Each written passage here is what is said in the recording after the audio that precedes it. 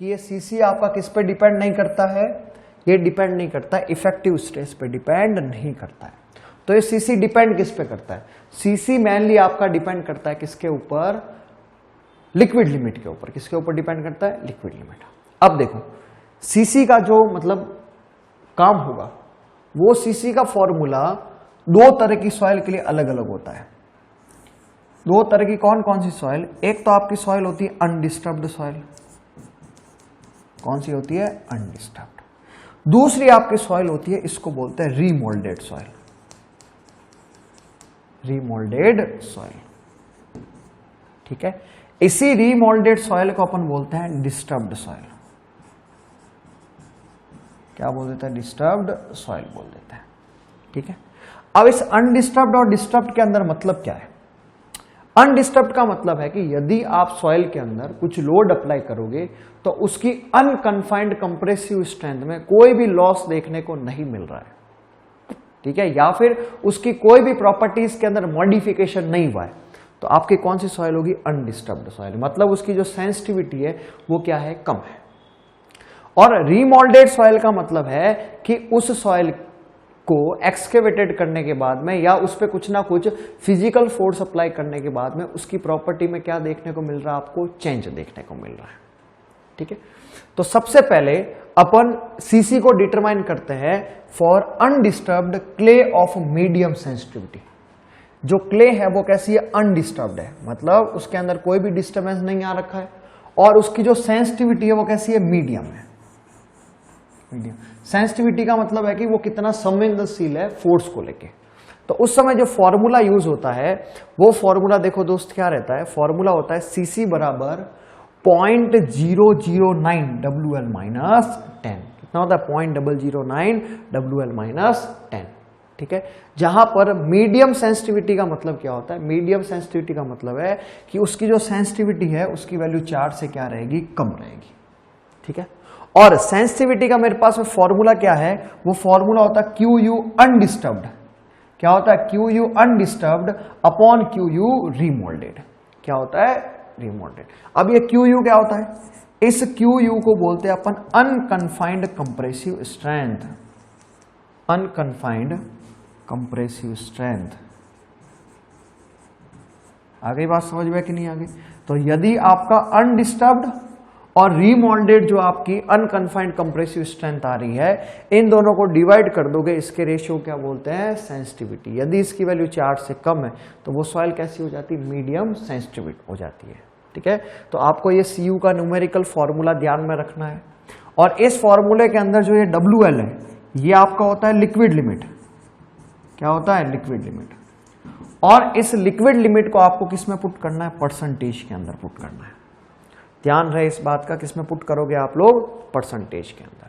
तो क्या लिखा? Where WL is in percentage is equal limit. Limit liquid limit है और किसमें पुट करना आपको? परसेंटेज के अंदर पुट करना है।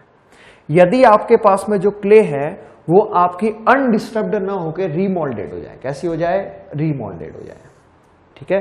तो रीमोल्डेड क्ले के लिए जो आपका सीसी का फॉर्मूला आ जाता है वो आ जाता है 0.007 WL माइनस 10। कितना आ जाता है? 0.007 WL माइनस 10। ये फॉर्मूला आपका न्यू या फिर रिवाइज्ड फॉर्मूला है। पुराना जो फॉर्मूला था उसके अंदर कितना था? यहाँ पर 7 था, 0.007 WL माइनस 7। लेकिन अभी रिवाइज फॉर्मूला क्या हो गया? 0.007 WL माइनस 10। इसको क्या बोल देते हैं अपन? Liquid limit. और यहां पर भी आपको लिक्विड लिमिट किस में पुट करनी है? परसेंटेज के अंदर। इस बात का आप क्या करोगे? क्लियरली ध्यान रखोगे। फिर आपको कंप्रेशन इंडेक्स का फॉर्मूला मिलेगा इनिशियल वॉइड रेशियो की टर्म में, ठीक है। और इनिशियल वॉइड रेशियो को अपन रिप्रेजेंट करते हैं E0 से। इसका मतलब होता है कि जब टाइम t बराबर 0 था उस समय जो वॉइड रेशियो वो कितना है? E0 है। तो इसका फॉर्मूला क्या होता है? देखो CC बराबर 1.15 E0 माइनस 0.35, ठीक है। एक तो फॉर्मूला ये होता है और दूसरा फॉर्मूला आपके पास में क्या होता है? दूसरा फॉर्मूला होता है वाटर कंटेंट की टर्म में, ठीक है। तो देखो सीसी बराबर आपके पास में कितना आएगा 1.15 E naught minus 0.35 where E naught initial void ratio before consolidation, मतलब जिस समय आपका कंसोलिडेशन स्टार्ट नहीं हुआ है उससे पहले का जो वॉइड रेशियो वो कितना होगा ई नॉट। ध्यान रखना सिंपल सा फॉर्मूला 1.15 ई नॉट माइनस आपके पास में कितना आ जाएगा 0.35 आ जाएगा। यदि आपको क्वेश्चन के अंदर दे रखा हो नेचुरल वाटर कंटेंट, WL का मतलब क्या हो गया नेचुरल वाटर कंटेंट। अब आप बोलोगे सर इस नेचुरल वाटर कंटेंट का मतलब क्या है? नेचुरल वाटर कंटेंट से मतलब है कि जिस समय आपकी सॉइल ग्राउंड के अंदर प्रेजेंट है या फील्ड कंडीशन के अंदर प्रेजेंट है उस समय जो सॉइल का वाटर कंटेंट होगा उसको अपन क्या बोलते हैं नेचुरल वाटर कंटेंट बोलते हैं। इसका फॉर्मूला होता है सीसी बराबर 1.15 इंटू 10⁻⁻² इंटू क्या हो जाता है WN नेचुरल वाटर कंटेंट। ये जनरली अपन फॉर्मूला किसके लिए यूज करते हैं ऑर्गेनिक सॉइल के लिए। किसके लिए यूज करते हैं ऑर्गेनिक। यदि आप 10⁻² को यहाँ पे पुट करते हो तो आपके पास में जो वैल्यू आती है वो वाली 0.0115 इंटू आपके कितना आ जाता है WN, क्योंकि जैसे ही 10⁻² को सॉल्व करोगे ना तो 2 संख्या के बाद पहले क्या आ जाएगा पॉइंट, तो 0.0115 इंटू WN आ जाएगा। और यहाँ पे जो आपको ये वाटर कंटेंट पुट करना है WN, ये भी आपको WL किसके अंदर पुट करना है परसेंटेज के अंदर। फॉर एग्जाम्पल आपको क्वेश्चन के अंदर वाटर कंटेंट दे रखा है WN बराबर 8%, तो ऐसे नहीं कि आप इक्वेशन में अंदर ले जाके पुट कर लो 0.08, नहीं, आपको डायरेक्टली यहाँ पे कितनी वैल्यू रख देनी है 8 रख देनी है, मतलब 0.0115 इंटू डायरेक्टली आपको क्या पुट कर लेना है 8 पुट कर लेना है। ये वाला तो आंसर करेक्ट होगा। और यदि आपने ऐसा पुट कर लिया 0.0115 इंटू 0.08 तो ये आपका आंसर क्या रहेगा रॉन्ग रहेगा। ठीक है, तो ध्यान रखें कि नेचुरल वाटर कंटेंट है इसको किस में पुट करना है परसेंटेज के अंदर पुट करना है, परसेंट के अंदर पुट करना है। उसके बाद में सीसी का फॉर्मूला, अभी देखो अभी अपन ने जो फॉर्मूले पढ़े ना उसके अंदर जो आपका सीसी है WL पे अलग से डिपेंड कर रहा था, ई नॉट पे अलग से डिपेंड कर रहा था, वाटर कंटेंट पे अलग से डिपेंड कर रहा था। यदि अपन इन सभी के इफेक्ट को ऐड कर लें एक साथ कर लें तो आपके पास में देखो सीसी कितना आ जाएगा 0.37 इंटू ई नॉट, ब्रैकेट में चल रहा है ये 0.37 bracket E not plus 0.003 WL plus 0.0004 into WN minus 0.34। आगे तो लगा दो 0.37, पीछे लगा दो 0.34 किसके अंदर माइनस के अंदर, फिर ई नॉट को डायरेक्टली जोड़ दो, WL के साथ लगा दो 0.003 और WN के साथ क्या लगा दोगे 0.0004। ये आपका क्या मिल जाएगा सीसी मिल जाएगा। यहां पर फिर से वही WL आपका लिक्विड लिमिट किसके अंदर परसेंटेज के अंदर, WN आपका वाटर कंटेंट किसके अंदर परसेंटेज के अंदर, और ई नॉट तो आपका इनडायरेक्टली क्या हो जाना है वॉइड रेशियो हो जाना है। ठीक है, उसके बाद में एक सीसी का फॉर्मूला आता है फिर से वॉइड रेशियो की टर्म में। तो एक तो फॉर्मूला अपन ने पहले देख लिया था सीसी का, एक ई नॉट की टर्म में और फॉर्मूला है, वो फॉर्मूला क्या है सीसी बराबर 0.37 E naught minus 0.37 E naught minus 0.27। ये फॉर्मूला किसके लिए यूज होता है इनऑर्गेनिक कोहेसिव सॉइल के लिए, इनऑर्गेनिक कोहेसिव सॉइल के लिए या फिर क्लेई सिल्ट के लिए। क्लेई सिल्ट का मतलब है कि सिल्ट और क्ले दोनों का क्या मिक्सचर है, या फिर आपकी कोई सिल्टी सॉइल है या सिल्टी क्ले है, उनके लिए आप लोग इस फॉर्मूले को क्या कर सकते हो यूज कर सकते हो। मतलब जो फाइनर सॉइल है और कौन से नेचर की है इनऑर्गेनिक नेचर, ऑर्गेनिक नेचर की है तो किसको यूज कर लोगे वाटर कंटेंट वाले को, और इनऑर्गेनिक है तो इनिशियल वॉइड रेशियो से आप क्या निकाल सकते हो सीसी की वैल्यू निकाल सकते हो। For most normally consolidated soil of medium sensitivity CC की जो वैल्यू होती है वो 0.2 से लेके 0.5 के क्या रहती है बीच में रहती है। मोस्ट ऑफ दी जो नॉर्मल कंसोलिडेटेड सॉइल होती है ना सेंसिटिविटी जिस कैसी हो मीडियम, मतलब सेंसिटिविटी आपकी 4 से क्या हो कम, उस समय जो आपका सीसी आएगा वो 0.2 से लेके 0.5 के बीच में है। और यदि आपके पास में जो सॉइल है वो ऑर्गेनिक क्ले है उसके लिए आपका सीसी 4 से क्या रहता है ज्यादा रहता है। ठीक है, किसके लिए ऑर्गेनिक क्ले के लिए। ये कुछ मतलब अप्रोक्सीमेटली आइडियाज है जो आपको ध्यान में रखना है कि आपको देखो यहां से ये पता चल सकता है कि मतलब सीसी जिसका ज्यादा होगा ना, सीसी ज्यादा होने से उसकी कंप्रेसिबिलिटी भी क्या होगी, ज्यादा होगी, सॉइल ज्यादा कंप्रेस होगी। तो देखो नॉर्मली कंसोलिडेटेड सॉइल है, मीडियम सेंसिटिविटी इतना, ऑर्गेनिक क्ले है तो सीसी 4 से ज्यादा हो गया, मतलब उसके अंदर कंपेरेटिवली कंप्रेशन ज्यादा होगा। यदि पीट सॉइल है उसके लिए 10 से 15 होता है, मतलब उसके अंदर जो ऑर्गेनिक कंपाउंड है वो और भी हायर लेवल पे, एक्सट्रीम लेवल पे, तो सीसी आपका 10 से 15 के बीच में रहता है।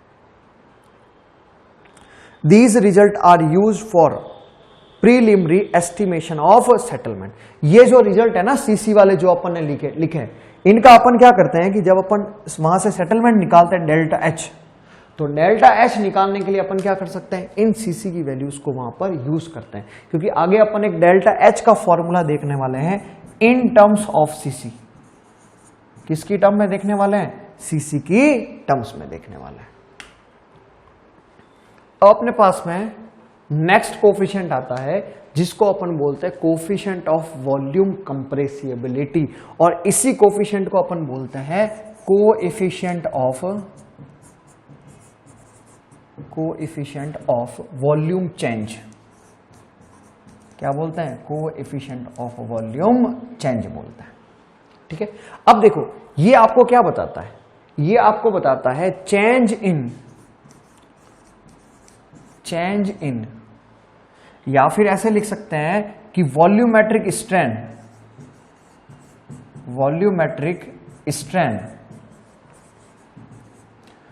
विद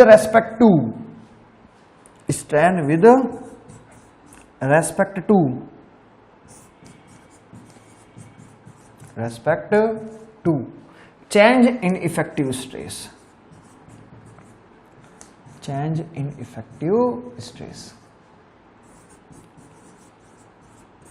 इफेक्टिव स्ट्रेस में चेंज होने के साथ साथ वॉल्यूमेट्रिक स्ट्रेन क्या रहेगा, उसको अपन क्या बोलते हैं, कोफिशिएंट ऑफ वॉल्यूम कंप्रेसिबिलिटी।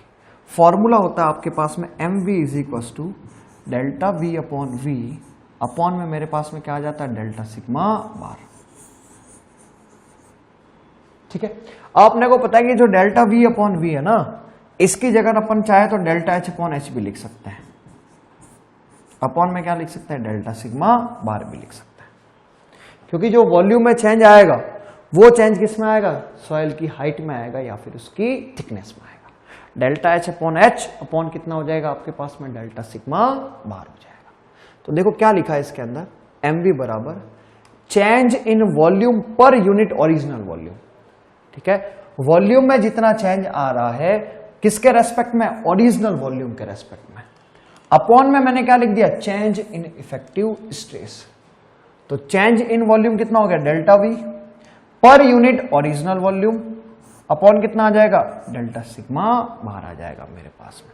तो ये आप भी यहाँ पे फॉर्मूला देख रहे हो, डेल्टा वी अपॉन क्या हो जाएगा, delta sigma bar, m v बराबर। ठीक है, अब अपन ने सॉइल को कैसी मान रखी है, लेटरली कन्फाइंड। उसकी वजह से जो क्या होगा, जो आपका क्रॉस सेक्शनल एरिया होगा, इसका मतलब क्या हो गया, क्रॉस सेक्शनल एरिया सेम। जो आपको टॉप एरिया देखने को मिलेगा सॉइल का, वो कैसा देखने को मिलेगा, सेम।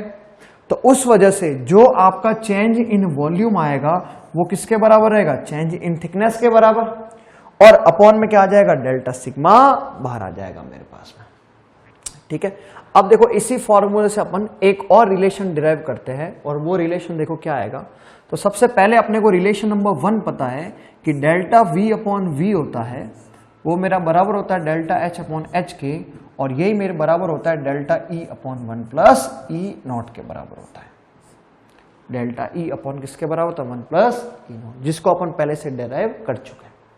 उसी के साथ अपन ने अभी एक रिलेशन और देखा था कि जो AV होता है वो AV किसके बराबर होता है, delta E upon delta sigma bar के बराबर। यदि मैं न्यूमेरिकल वैल्यू की बात करता हूं, साइन की बात नहीं करा अभी, माइनस प्लस क्या रहेगा, न्यूमेरिक वैल्यू AV की क्या थी, delta E upon delta sigma bar थी मेरे पास में। ठीक है, अब मैं क्या करता हूं कि यहां से लिखता हूं MV का फॉर्मूला। ठीक, तो MV का फॉर्मूला मेरे पास में क्या था, delta V upon V, upon में मेरे पास में क्या था, डेल्टा सिग्मा बार, यही तो फॉर्मूला था। अब डेल्टा V अपॉन V मेरे पास किसके बराबर है, delta H upon H delta H upon H, upon में मेरे पास में कितना है डेल्टा सिग्मा बार, किसके बराबर दोस्त, डेल्टा सिग्मा बार के बराबर है कि नहीं है बताओ, है। अब देखो यहां से डेल्टा एच अपॉन एच की जगह मैं क्या लिख सकता हूं, delta E upon 1 plus E not. तो डेल्टा एच अपॉन एच की जगह मैं लिख देता हूं delta E upon 1 plus E not, upon में मेरे पास में क्या आ जाएगा डेल्टा सिग्मा बार, यही तो आएगा मेरे पास। अब क्या इस इक्वेशन को मैं इस फॉर्म में लिख सकता हूं, डेल्टा ई upon delta sigma bar into 1 plus E naught, delta ई अपॉन क्या कर दूंगा delta sigma bar upon 1 plus E naught. ठीक, अब देखो डेल्टा ई अपॉन डेल्टा सिग्मा बार को अपन क्या लिख सकते हैं, ए बी, क्या लिख सकते हैं ए बी, ये मैंने लिख दिया ए बी, अपॉन मेरे पास में क्या आ जाएगा 1 प्लस ई नॉट। तो यदि आपको कोफिशिएंट ऑफ कंप्रेसिबिलिटी दे रखा हो, इनिशियल वॉइड रेशियो दे रखा हो, तो आप डायरेक्टली क्या निकाल सकते हो, कोफिशिएंट ऑफ वॉल्यूम चेंज। या फिर आपको वॉइड रेशियो में चेंज दे रखा हो, इफेक्टिव स्ट्रेस में चेंज दे रखा हो, तो भी आप क्या निकाल सकते हो, एम भी निकाल सकते हो। और आपको यदि थिकनेस में चेंज, इनिशियल थिकनेस और चेंज इन इफेक्टिव स्ट्रेस दे रखा हो, तब भी आप क्या निकाल सकते हो, एम भी निकाल सकते हो। तो एम भी निकालने के लिए आपको अब क्या मिल गई, बहुत सारी फॉर्म्स यहां पे मिल चुकी। अब यहां से देखो एक रिलेशन अब अपन अभी और निकालते हैं, वो रिलेशन मैं निकालता हूं किसको यूज करके, एम बी बराबर delta H upon delta sigma bar को यूज करके। कैसे देखो इधर, एम बी बराबर उधर मेरा क्या है डेल्टा एच अपॉन में मेरा क्या है डेल्टा सिग्मा बार, है कि नहीं है। क्या मैं इस रिलेशन को ऐसे लिख सकता हूं, delta H upon H into sigma bar, लिख सकता हूं कि नहीं लिख सकता हूं। अब एच इंटू सिग्मा बार को यदि मैं इधर लेफ्ट हैंड साइड में लेके आऊंगा तो उधर राइट हैंड साइड में वो किस में, डिवाइड में, तो लेफ्ट में आएंगे तो किस में हो जाएंगे, मल्टीप्लाई में। तो यहां से मुझे बताओ ये डेल्टा एच बराबर मेरे पास में कितना आएगा, तो आप बोलोगे सर डेल्टा एच बराबर आ जाएगा आपके पास में M V into H into sigma bar आ जाएगा। तो आप लोगों को यदि कोफिशिएंट ऑफ वॉल्यूम कंप्रेसिबिलिटी पता हो, इनिशियल सॉइल का थिकनेस पता हो और चेंज इन इफेक्टिव स्ट्रेस पता हो, तो आप क्या निकाल सकते हो, change in thickness of soil को डिटरमाइन कर सकते हो। आई थिंक यहां तक किसी को कोई भी दिक्कत नहीं रही होगी, ठीक है। और एक एमवी का फॉर्मूला किसकी टर्म आ गया, A V upon 1 plus E not की टर्म में आपको मिल चुका है, ठीक। तो देखो यहां पर जो डेल्टा वी अपॉन वी था उसकी जगह अपन ने क्या लिख दिया, delta H upon H upon क्या आ गया, ए वी। अब मैंने क्या किया, डेल्टा सिग्मा बार को इधर मल्टीप्लाई कर दिया लेफ्ट हैंड साइड के अंदर, तो डेल्टा एच अपॉन एच बराबर मेरे पास में कितना आ गया, M V into delta sigma bar आ चुका है मेरे पास। नेक्स्ट देखो, अपने को यह भी एक रिलेशन पता था कि डेल्टा एच अपॉन एस था, वो किसके बराबर था, delta we upon delta E upon 1 plus E के बराबर। यदि ई को आप इनिशियल वॉइड रेशियो में चेंज करोगे तो क्या लिख दोगे, ई नॉट। तो जो डेल्टा एच अपॉन एस था उसकी जगह मैंने कितना लिख दिया, डेल्टा ई upon 1 plus e m b into क्या लिख दिया मैंने, डेल्टा सिग्मा बार लिख दिया। अब डेल्टा सिग्मा बार को आप यहां पे फिर से नीचे ले आओ, तो डेल्टा ई अपॉन डेल्टा सिग्मा बार मेरे पास में क्या बन जाएगा, ए बी। मेरे पास में एक फॉर्मूला आ गया, एम बी बराबर ए बी अपॉन 1 प्लस ई आ चुका है। मतलब जो आपका यूनिट होगा ए वी का, वही यूनिट क्या रहेगा, एम वी का, क्योंकि 1 प्लस ई तो आपकी कैसी क्वांटिटी है, यूनिट लेस क्वांटिटी रहेगी आपके पास में। भाई आपको एक क्वेश्चन दे रखा है, इसमें क्या बोला है, the compression curve void ratio E versus effective stress. Effective stress को अपन सिग्मा बार भी लिखते हैं या फिर कहीं पे अपन सिग्मा डैश भी लिख देते हैं। For a certain clay soil is a straight line in a semi logarithmic plot and it passes through the points a is equal to 1.2 sigma v बराबर 50 kilo pascal and e is equal to 0.6 sigma v बराबर 800 kilo pascal. The compression index up to 2 decimal place of the soil is. अब देखो, सबसे पहले आप ध्यान से देखो, इस क्वेश्चन में क्या बोला है कि आपको एक कंप्रेशन कर्व बनाना है, ठीक है, किसके बीच में, void ratio E versus effective stress sigma we bar for a certain clay soil is a straight line in a semi logarithmic plot. Semi logarithmic plot का मतलब है कि आपने जो एक एक्सिस पे वैल्यू ले रखी है ना वो तो लॉग में है, और दूसरी एक्सिस पे जो वैल्यू ले रखी है वो किस में है, अर्थमेटिक स्केल के अंदर है। तो मुझे बताओ कि एक एक्सिस यदि लॉग के अंदर हो और दूसरी एक्सिस मेरी यदि अर्थमेटिक के अंदर हो, तो मेरा जो ग्राफ बनता है वो अपन ने देखा था कि अप्रोक्सीमेटली कैसा बनता है, लीनियर बनता है। कैसा बनता है, लीनियर। तो ये हमने बना दिया लीनियर कर्व, ठीक है। उसके बाद में इन्होंने बोला है कि यहां पर दो पॉइंट होंगे, उस पहले पॉइंट का वर्ड रेशियो कितना, 1.2, और वर्टिकल स्ट्रेस कितनी है, 50 किलो पास्कल। तो मेरे पास में दोस्त बताओ E1 बराबर कितना आ गया, 1.2, और सिग्मा V1 बराबर कितना आ गया, सिग्मा V1 कितना आ गया मेरे पास में, 50 किलो पास्कल। जो भी आपको इफेक्टिव स्ट्रेस दे रखी है 50।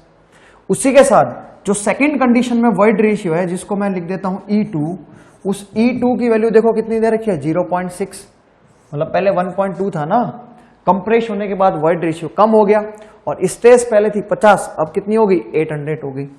तो सिग्मा V जो सेकंड कंडीशन में था वो कितना हो गया, 800 हो चुका है। The compression index up to 2 decimal. आपको क्या निकालना है, कंप्रेशन इंडेक्स निकालना है, CC निकालना है। तो आपको पहले से ही पता है कि जब अपन लॉगरिथमिक ग्राफ बनाते हैं, उस लॉगरिथमिक ग्राफ से जो मेरे को स्लोप मिलता है, उस स्लोप को ही अपन क्या बोलते हैं, स्लोप को ही अपन क्या बोलते हैं, CC बोलते हैं। स्लोप कैसे निकालते हैं अपन, del Y upon del X. किससे निकालते हैं, del Y upon del X. और del Y upon del X को जब आप सॉल्व करते हो तो आपके पास वैल्यू कितनी आती है, del e upon log sigma 2 by sigma 1 आ जाती है आपके पास में, क्योंकि 2 1 से बड़ा होता है ना, तो इसलिए 2 को ऊपर लिख दिया। अदरवाइज वैल्यू किस में आ जाएगी, माइनस में आ जाएगी। किस में आ जाएगी, माइनस में आ जाएगी, ठीक है। और या फिर यदि आप ऐसा लिखना चाहो तो आप देखो ऐसे भी लिख सकते हो। यदि 1/2 लिखना चाहो तो इधर लगा दो माइनस, इधर क्या लिख दो, 1/2 लिख दो। कोई दिक्कत यहां तक। सारी वैल्यूज इस इक्वेशन के अंदर पुट कर लो।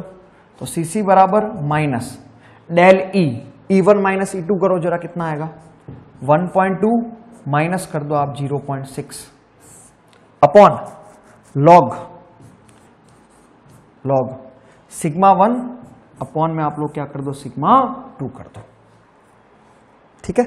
तो जैसे ही आप यहां पे देखो 1.2 माइनस 0.6 करोगे, आपके पास में वैल्यू कितनी आ जाएगी, यहां से वैल्यू आ जाएगी आपके यहां पर से 0.6 अपॉन लॉग सिग्मा 1 आपको कितना दे रखा है, 50। सिग्मा 2 आपको क्या दे रखा है, 800, ठीक है। समझ में आई कि नहीं। अब देखो लॉग में ऊपर वाली वैल्यू है छोटी, नीचे वाली वैल्यू है बड़ी, दोनों को आप सॉल्व करोगे तो रिजल्टेंट किस में आएगा, रिजल्ट माइनस में। माइनस से आपका माइनस क्या हो जाएगा, कैंसिल आउट। और इस इक्वेशन से सॉल्व करके जो आपको वैल्यू मिलने वाली है, वही वैल्यू आपको किसकी वैल्यू मिलेगी, C की वैल्यू मिल जाएगी। तो ऐसे आपको नॉर्मल क्वेश्चंस क्या हो सकता है, पूछ सकता है। हो सकता है कि अभी आपको ये कंप्रेशन इंडेक्स पूछा, तो ऐसे ही आपको E और सिग्मा बार का डाटा दे दे और पूछ ले AV बताओ, क्या बताओ, AV बोले तो आप क्या बताओ, कोफिशिएंट ऑफ कंप्रेसिबिलिटी बताओ। तो उसके अंदर तो आपको क्या करना होगा, डायरेक्टली फॉर्मूला अप्लाई करना होगा, डेल्टा E अपॉन आप लोग क्या कर दोगे, डेल्टा सिग्मा बार कर दोगे। तो नॉर्मल आपको फॉर्मूला बेस क्या पूछ सकता है, क्वेश्चंस पूछ सकता है। या फिर देखिए यहां से आपसे क्या क्वेश्चन पूछ सकता है, या फिर देखो यहां से आपसे क्या क्वेश्चन पूछ सकता है, इसको अपन देखो सॉल्व ही कर लेते हैं। तो सबसे पहले मैं वैल्यू निकाल देता हूं, लॉग 800 डिवाइडेड बाई 50, ये वैल्यू आ गई। इसमें मैं डिवाइड कर देता हूँ 0.6 का, फिर मैं कर देता हूँ 1 डिवाइड बाई आंसर। तो मेरे पास में जो वैल्यू आ रही है आंसर, वो आंसर आपके पास में कितना आ जाएगा, 0.4982 आ जाएगा। मेरे पास में कितना आ जाएगा, 0.4982 आ जाएगा। 800 डिवाइडेड बाई 50, ठीक है। उसके बाद में आप इसको डिवाइड करके लिखोगे, डिवाइड करोगे 0.6 से, फिर आप कर देना 1 डिवाइडेड बाई आंसर। तो आपके पास में जो आंसर आएगा वो कितना आ जाएगा, 0.4982 आ जाएगा। किसका आंसर आ जाएगा, CC का आंसर मिल जाएगा आपको, ठीक है। सॉल्व करने वैल्यू कितनी आ जाएगी 0.4982 आ जाएगा आपके पास। किसकी वैल्यू आ जाएगी कंप्रेशन इंडेक्स की वैल्यू आ जाएगी। ठीक है, तो सिंपली आप ऐसे क्वेश्चंस को क्या कर सकते हो सॉल्व आउट कर सकते हो।